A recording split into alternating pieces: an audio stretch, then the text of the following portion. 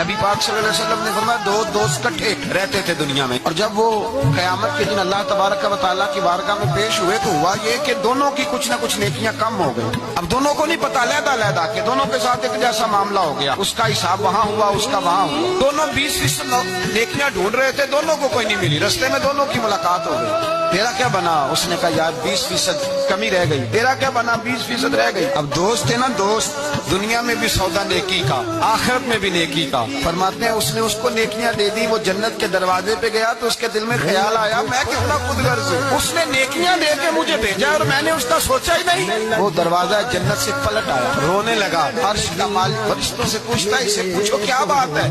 اس نے کہا مولا مہربانی کر، میں دنیا میں بھی اس کے ساتھ رہوں، اگر جنت میں بھی ہمیں اکٹھا فرما دو، تیری شان رحمت میں کمی نہیں آئے گی۔ میرے مصطفیٰ کریم فرماتے ہیں اس دوست کی برکت سے اللہ دوسرے کو بھی جنت عطا فرما دے گا۔